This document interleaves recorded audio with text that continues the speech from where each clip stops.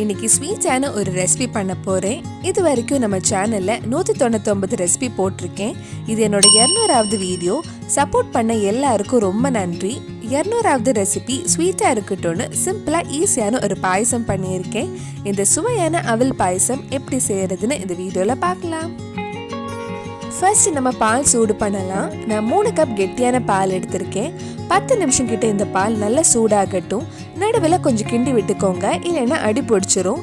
பால் கொதிக்கிற டைமில் நம்ம கொஞ்சம் முந்திரி திராட்சை அவல் எல்லாம் வறுத்து ரெடி பண்ணி வைக்கலாம். ஒரு பேனில் கொஞ்சம் நெய் ஊற்றிருக்கேன். நெய் கொஞ்சம் சூடானதும் கொஞ்சம் முந்திரி திராட்சையும் வறுத்து எடுக்கலாம். முந்திரி நல்ல பொன்னிறம் ஆகணும். அதே மாதிரி திராட்சையும் நல்ல பலூன் மாதிரி உப்பி வரணும்.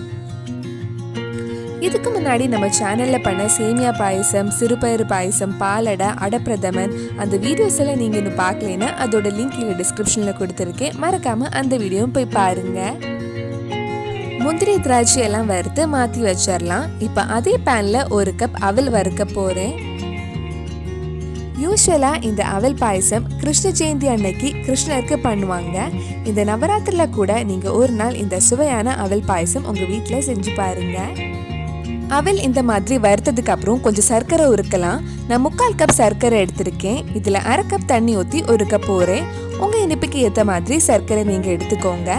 இந்த அவல் பாயசத்தில் கொஞ்சம் கண்டன்ஸ் மில்க்கும் ஆட் பண்ணுறேன். பாயசம் கொஞ்சம் க்ரீமியாக இருக்கிறதுக்கு. அதனால அதுக்கு ஏற்ற மாதிரி சர்க்கரை போட்டால் போதும்.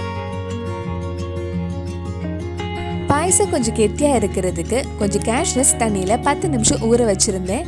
அது மிக்ஸி ஜாரில் போட்டு இந்த மாதிரி நல்ல ஸ்மூத் பேஸ்ட்டாக அரைச்சி எடுக்கலாம். பால் அடுப்பில் வச்சு ஒரு 10 நிமிஷம் கிட்ட ஆயிடுச்சு. பால் கொஞ்சம் வத்தி இருக்கு. இப்போ இதில் நம்ம அரைச்சி வச்சுருந்த கேஷ்நட்டும் 1/4 கப் கண்டன்ஸ் மில்க்கும் ஆட் பண்ணி மிக்ஸ் பண்ணிட்டு மறுபடியும் ஒரு 5 நிமிஷம் கொதிக்க வைக்கலாம். நம்ம கேஷ்நட் பேஸ்ட் போட்ட உடனே கிண்டி விட்டுட்டே இருங்க. கண்டன்ஸ் மில்க் வீட்லயே எப்படி ஈஸியாக செய்யறதுன்னு இதுக்கு முன்னாடி வீடியோ போட்டிருந்தேன். அதோட லிங்கும் டிஸ்கிரிப்ஷனில் கொடுத்துருக்கேன். 5 நிமிஷம் நல்லா மிக்ஸ் பண்ணதுக்கு அப்புறம் நம்ம வறுத்து வச்சிருந்த அவல் இதில் ஆட் பண்ணலாம். அவல் போட்டதுக்கு அப்புறம் மறுபடியும் ஒரு 8 நிமிஷம் இந்த பாலில் அவலை வேக வைக்கலாம். அவல் போட்டதுக்கு அப்புறம் கொஞ்சம் கிண்டி விட்டுட்டே இருங்க, இல்லைன்னா பால் பிரிஞ்சு போகிறதுக்கு சான்ஸ் இருக்கு. இப்போ 8 நிமிஷம் கிட்ட ஆயிடுச்சு. அவல் வெந்ததுக்கு அப்புறம் நம்ம உருக்கி வச்சிருந்த சர்க்கரை இதில் வடிகட்டி ஊற்றலாம். இதில் முக்கியமான விஷயம், சர்க்கரை பாகு நல்லா ஆறி இருக்கணும். சூடாக இருந்தால் உடனே பால் பிரிஞ்சு போயிடும். பாலும் சர்க்கரை பாகும் சூடாக இருக்கும்போது எப்போதுமே மிக்ஸ் பண்ணக்கூடாது. ஒன்றில் பால் நல்லா ஆறி இருக்கணும், இல்லைன்னா சர்க்கரை பாகு நல்லா ஆறி இருக்கணும். இது நல்லா மிக்ஸ் பண்ணிட்டு லைட்டாக கொதிச்சதுக்கு அப்புறம் கடைசியாக இதில் 1/4 டீஸ்பூன் ஏலக்காய் பொடியும் நம்ம வறுத்து வச்சிருந்த முந்திரி திராட்சையும் போட்டு மிக்ஸ் பண்ணால் நம்ம சுவையான அவல் பாயசம் ரெடி ஆயிடும். இது ஆறுனதுக்கு அப்புறம் இன்னும் கொஞ்சம் கெட்டி ஆயிடும்.